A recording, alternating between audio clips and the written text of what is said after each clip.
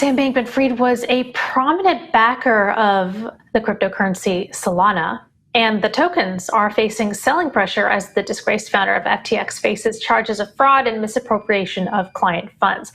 Joining us now to discuss is Solana Foundation Head of Strategy and Communications, Austin Federa. Austin, great to have you on the show. So we have seen the price of Solana fall in roughly 90% over the last 12 months. Now, Sam Bankman-Fried was a huge backer of Solana very early on, saying it had the best throughput, just a general cheerleader. What of his involvement in Solana is now having an impact on the community and development? Yeah. It's interesting because if you look back at the history of Sam/FTX/Alameda, turns out they were all kind of just one thing. Their involvement in the network, they really came in sort of summer of 2020, about 4 months after mainnet beta had launched of the network. I think when that group showed up, they had every intention of building real technology and real software on the network. And some of the first projects that they were involved in was Serum, which was a central limit order book built on the Solana blockchain. And that's real technical innovation. Serum's shared liquidity model has become kind of a staple of the industry. Central limit order books are very hard to build on chain. Solana's got two very well functioning ones. Serum has been forked into something called OpenBook now, which is a community-run project over concerns, of course, of Sam and FTX's involvement in Serum. But at some point they pivoted from building real projects and real technology to something else, and I think we're finding out more details about that, what that thing else was now as things go. But I think it's also important to note that, over the last 2 years, they've put over $50 million into Polygon. They were major backers of Aptos and Sui as well, so they were involved in a number of different ecosystems. Do you think that having a centralized exchange like this, or any major organization involved in any particular project, ended up hurting rather than helping? I mean, you brought up Serum and now OpenBook, and you brought up some of the benefits, but do you think that the benefits, that the costs may have outweighed the benefits to the community?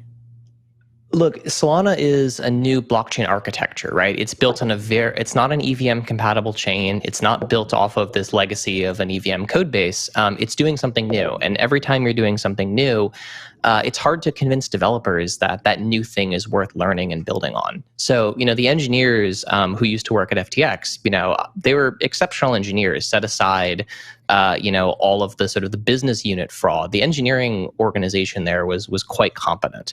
And so, having that caliber of builder take a bet on Solana, 6 months after mainnet launch and say, we're going to actually show up and learn a new language and program in Rust and learn a new runtime environment and build something as performant as a central limit order book, I think that's partially what put Solana on the map. Which, then at that point, it exists on its own merits. There's thousands of developers building applications on the network. Even today, there's about 1,200 different programs on chain that have transactions going through them every day. And it's if you look at the on-chain activity from the first day of the year, January 1st, it had the most active addresses of any blockchain on that day. So I think what you've seen is real staying power for both users and developers to build on the network. And I think the initial attention that Sam brought was certainly helpful in the early days. Obviously, he's done huge damage to the industry and the network. Mm-hmm. I will bring up a tweet from Vitalik Buterin, the co-founder of Ethereum. He tweeted recently that some smart people tell me there is an earnest, smart developer community in Solana. And now that the awful opportunistic money people have been washed out, the chain has a bright future. Hard for me to tell from outside, but I hope the community gets its fair chance to thrive. So how does the Solana community bounce back from this? Because there are quite a few projects that are leaving. Yeah, I kind of love this tweet from Vitalik, because one of the things that we've said for a while is the Solana and Ethereum communities are very different from each other, but it's kind of two takes on a pretty similar idea, which is how do you build a global system capable of handling all of the world's information and transactions? And Ethereum is sort of like one alternate history, and Solana is another alternate history of kind of the same historical event, for lack of a better term.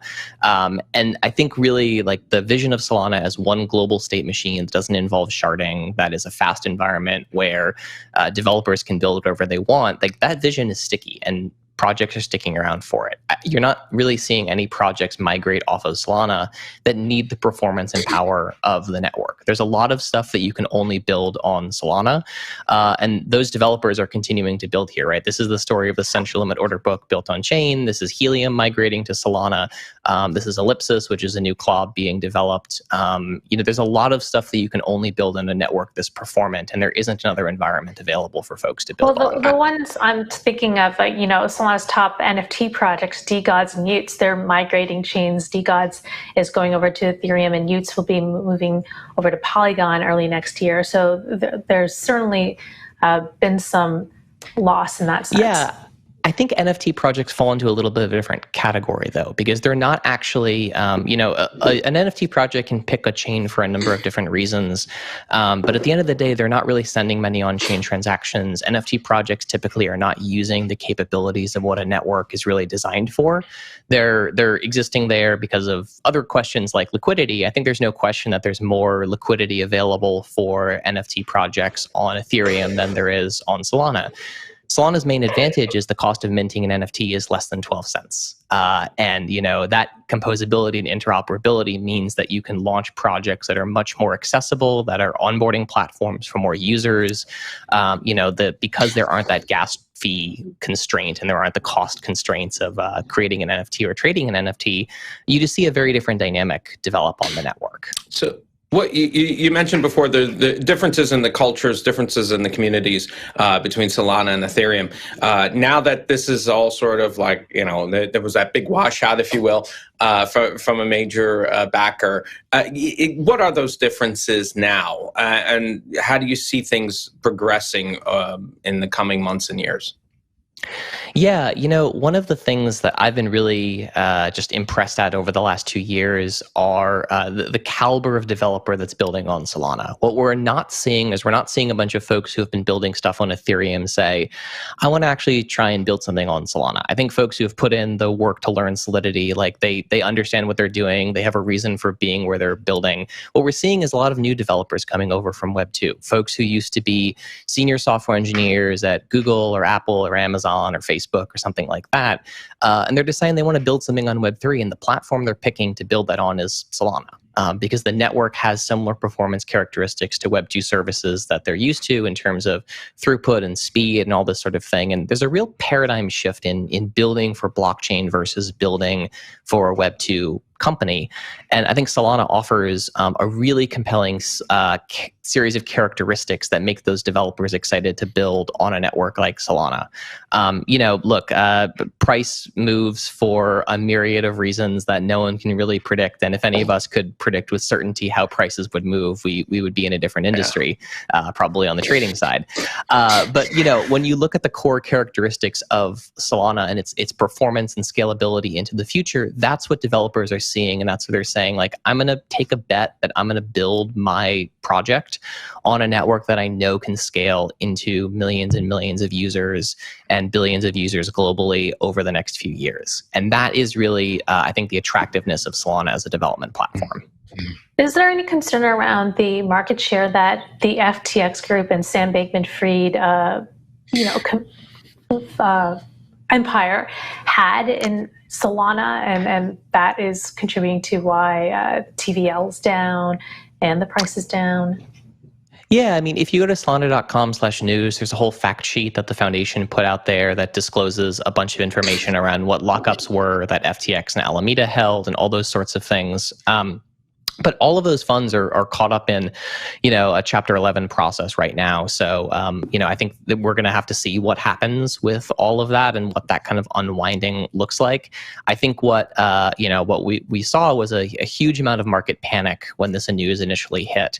And what we've seen is that the users are still here and developers are still here, almost, we're almost 2 months past at this point, and on-chain activity's up. There's a community hackathon kicking off this week. There's a lot of really interesting work and development happening in the space, and devs are still building. Was there a proportion, like a figure known of how much FTX and Alameda owned of Solana? So all of the data is kind of available on chain there. In terms of the exact percentages, I don't have those off the top of my head here, partially because Ballpark. Got a ball. I believe the numbers that have been done on the math is somewhere around 8%. Okay. Meanwhile, there's also rising interest in Solana in the community for Bonk, which is a newly launched token themed around the Shiba Inu dog breed that said it would airdrop 50% of its token supply to users last week. So are we seeing a lot of what's been creating Ethereum, just coming over onto Solana? Yeah, look, I think that it's a bear market of a bear market right now, and folks are just wanting to have some fun. And I think, setting everything else aside, like an airdrop token that's like dog themed is something that folks find really fun. And that thing came out of basically nowhere. It just showed up on Twitter one day and in everyone's wallet and sort of has taken off. So I think it's been really cool to see the community kind of come together and say, like, at the very least, we can have some fun. And, it turns out this dog coin is the fun thing of the moment. All right. Well, a good way to start the new year. Austin, thanks so much for joining us. That was Solana Foundation Head and Strategy and Communications, Austin Federa.